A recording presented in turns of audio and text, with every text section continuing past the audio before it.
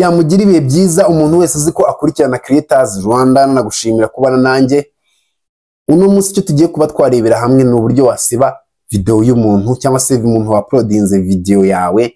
Nimba uri umuhanzi umuntu akauploadinga igihangano cyawe, uburyo ushobora kugenda ukasaba ko bagisiba. Ibi bintu ngiye kuba nabigisha ni ibintu bibi, ntabwo ari ibintu byiza ubimenye, kuko hano hari urugero nyine n'umwana wafashe video yanjye arangije aragenda arayeditinga pe, ashyiraho imbaraga arayeditinga, agasura kanjye cyambabaje, yafashe agasura kanjye agagira ukuntu ndabibereka byose uburyo yabigize. Nyine yashyizeho imbaraga agasura aragahindanya kugira ngo copyright itamufata, ariko still n'ubundi bahise bamyereka ko hari umuntu wa uploadinze video yanjye.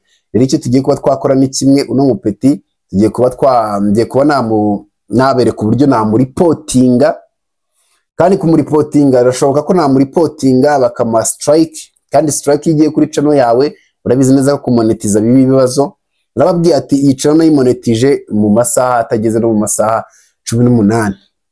Kubera iki? Nta ma copyright, nta ma strike, nta manyanga nari mfiteho. Rero nawe nk'uyu mupeti wakoze ikosa ryo uploadinga video yanjye, nawe ngiye kumuha igihano, tugiye kuba twamuhana bamwe strike, kandi ugize strike 3 channel barayisiba. Tumuhane, tumuhe strike cyangwa se tumureke. Okay, byose biribuze kuba byaterwa wenda n'uburyo ndibuze kuba mbyumva, ariko nanone ngewe ntabwo ndi umugome, ntabwo ngira umutima mubi, kuko my strike yagira strike imwe, yagize ya kabiri ya gatatu bahita basiba channel. Kandi nabonye ariko kazi yikorera ya uploading ibintu by'abandi, kandi ntabwo ari byiza. Ntabwo naje hano kugira ngo muhe strike cyangwa se mugende nabi, oya, ntabwo njya nkora izo deal. Nta like ndi umuntu wifuza ko ameza nimba ari hano twese turye, ariko urye utambangamiye, utabangamiye n'uriye. Wa mupeti we wa uploadize video yanjye ukwereka agasura kanyu kakagira kuriya, ukagafata ukagahindanya, ndagubwira ngo usibe video yanjye. Nimba unkurikirana ureba iki kiganiro ndabizi neza nubibona urahita ubimenya. Usibe video yanjye, nutayisiba nzaguha copyright strike. Ngiye kubereka uburyo wagitanga, ariko ntabwo ndi mu reporting. Ariko muhaye iki cyumweru, turi kuwa gatanu, nibigera kuwa gatatu utarakuraho video yanjye nzaguha strike. Cyambere isura yanjye warayihindanyije, icya kabiri ubona wararagiye n'amajwi yanjye urayahindanya, ndabimwumvisha, ntabwo ndimo ndababeshya, ndabimwumvisha. Yaragiye nyine akora ibintu bitari byiza. Ibi nibyo bijya biba no ku bahanzi nyine tu, asanga wenda umuhanzi yakoresheje akantu k'umuntu cyangwa se agasaundi k'umuntu, umuntu yakumva agahita akuripotinga, ndiye kuripotinze ukabona strike 3 bahita basiba channel yawe. Rero ngiye kubereka uburyo baripotinga abantu. Ikintu cya mbere kiba babanza bakagwa email, hanjye YouTube niyo yambwiye ati do email aka kana cyangwa se no muntu muhane. Ubunjaka na muhana rwose kuko ndabyemerewe, ntacyo byaka affecta kuri channel yanjye, ntacyo byaka affecta kuri audience yanjye. Ariko none ntabwo nyine bari ibintu byiza, hagaba ibintu byiza guhana umuntu kama strike. Uko nayigira bikambabaza ni nako nawe nyigwaye byakubabaza, ariko biba byiza kukubwira ati ibi bintu bireke, kuko wambabaje uburyo agasura akageze, nababaye pe, nababaye. Kandi ntabwo bikwiye pe, ntabwo bikwiye. Gasura kanyagira agahindanya, ndabibereka ni like abikora, ni ibintu biri unprofessional. Icyo ni icyambere, ibyo nigiye kubibereka. Ndabereka email banyoherereje, nimara kubereka email banyoherereje bereke n'uburyo ushobora kubatanga strike, ariko ntabwo ndi buyitange. Nabivuze ko ku gatatu nibigera atarayikuraho nzamuhana. Ikindi kintu ndi bubwire na aba diaspora. Umva abantu ma consultants baba diaspora bageze muri 3 mwaranyambuye. Mezi abaye abiri kumwe n'igice. Mwaranyambuye kandi muhora mumbeshya. Umwenda urabizi neza ko twarakoze man, umvanamwe amagambo ndavuga almost isaha, none wanze n'ubundi kunyishyura. Diaspora mwe ko tububaha, ko tuzi ko mugira amafaranga. Duke twacu hano mu Rwanda tuba turi kwishakira, natwe mugiye kujya mututurya ko bigiye guhindura isura ku buryo ari twe muzajya murya kuruta uko twakabaye tubarya. Diaspora b'iminsi ndabakemanga, ariko ntago ari bose. Hari abana beza pe, hari nk'umu diaspora uri muri France, nzamubabwira, ntago camaye irajya ku murongo neza ngo dukora ibintu, ariko nzamubabwira ni umwana mwiza we yaranyishyuye. Umva Bonane buri ukiba yaravuze ati oya ntabwo nararana amafaranga y'umuntu reka mwishyure, hanyuma ahitamo amafaranga bihita birangira. Rero nawe wanze kunyishyura nawe ngo unyishyuye, yareka ze mbere ku buryo yabimeze, hanyuma dukomeze. Tibagire gukora subscribe. Okay guys, rero tugiye kuba twakora procedure, ndabereka email bohereza, hanyuma nimara kubereka email bohereza nabasobanurire uburyo biba bipanze. Rero icyambere reka tujye turebe email, zano muri email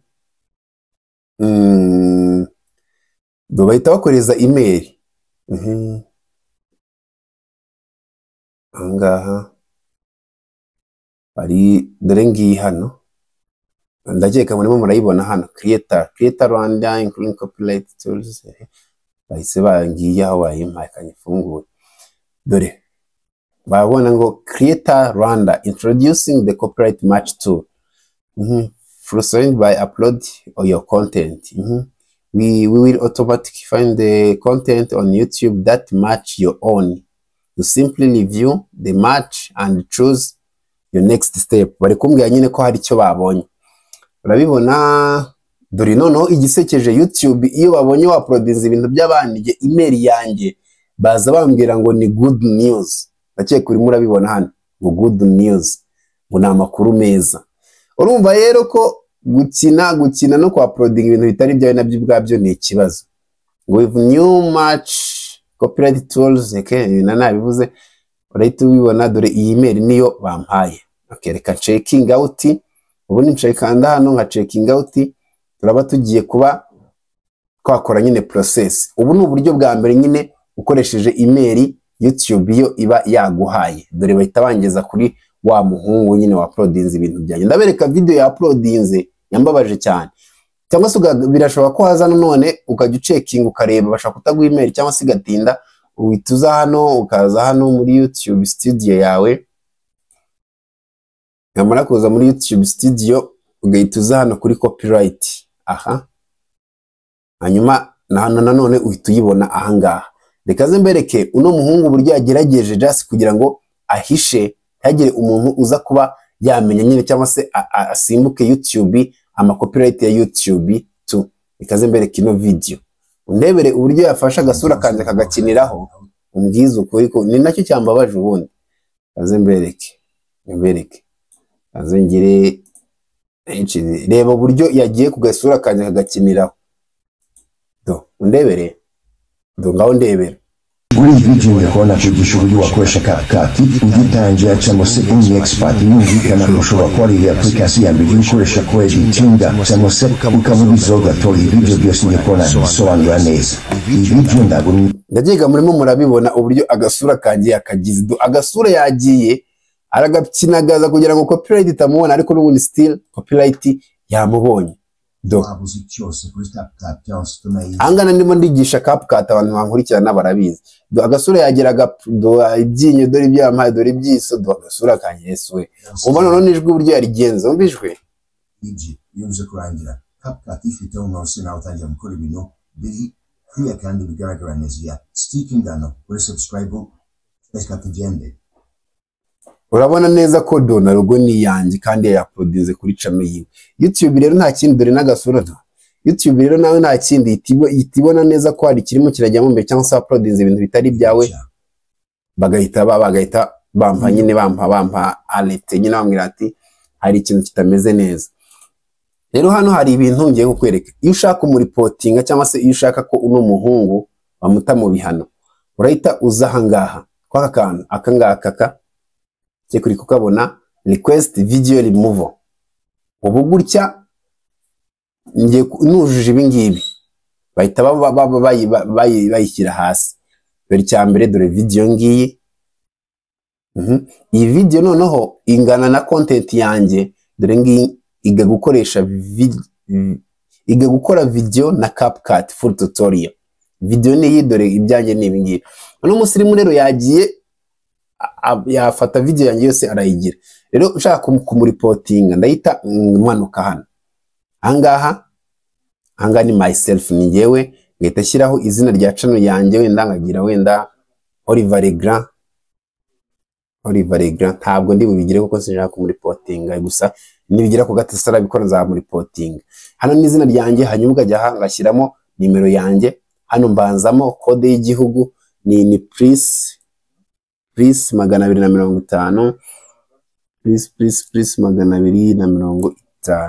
please 250, ugahita ushyiraho nimero yawe, hanyuma ugahita ushyiraho email yawe, hanyuma mara gushyiraho email yawe YouTube yayifunguyeho ugashyiraho na second email, relation copyright kosa ugashyiramo hano ibijyanye na relation nyine, hanyuma ugahita uza hano ugaselectinga igihugu ni Rwanda. Hano ntago ndi ubikwa ni kubereka gusa. Street address uyishyiramo address yawe ningi, ugashyiraho state province na state code, hanyuma ahanga niho hingenzi then remove option. Hano option ya gatatu ingiyi navuga ngo remove timing for targeted video, hano schedule send 7 day notice. Hano ni iminsi 7 kumubwira ati nyuma y'iminsi 7 tayari, cyangwa se tukabanza kuba twabikemura mu minsi 7 nyine tu. Nakeka aribyo byabaye kuri ba buri kanzi z'abantu bari potinze. Ahangaha bakubwiye hano ngize nyine mvivuye hano ko byamera, ariko I'm not interested kubona muri reporting. Hano standard request remove now, hano bahita bakubwira ati this remove can lead to copyright strike, bituma bona copyright strike. YouTube process the video remove after validating request. Nuguhita nohereza, namara kohereza bagacekinga babona ari byo bagahita bakuraho video bakagwa na copyright strike. Hano bakubwira ngo once request is validated, YouTube give uploader 7 days to remove a video and avoid the copyright strike. If they don't, the video removed after 7 days. Ubungubu nkanze hano nkamuhagira nkamuripotinga hano nkavivura hano bamuha iminsi 7 n'aba atarakoraho video baramuha copyright strike. Ariko nakubwiye, ariko ku gatatu nutabikora zabyikorera. Hano bakubwira ngo prevent future copyright of this content from appearing YouTube. Anga nkanze hano hakavivura, naba mvuze ko nta wundi muntu uzajya wa-uploadinga video yanjye ngo ijye kuri YouTube, nazajya yibeshya akaya-uploadinga, bazajya bahita bayikuraho nta n'ibindi nyine tu. Nabyo birashoboka. Hanyuma nkagira hano nkagira legal, nkemeza byose, nkemeza, narangiza nkandika amazina, iyi signature wandikamo amazina yawe. Bimaze kubyuza byose uza hano muri submit.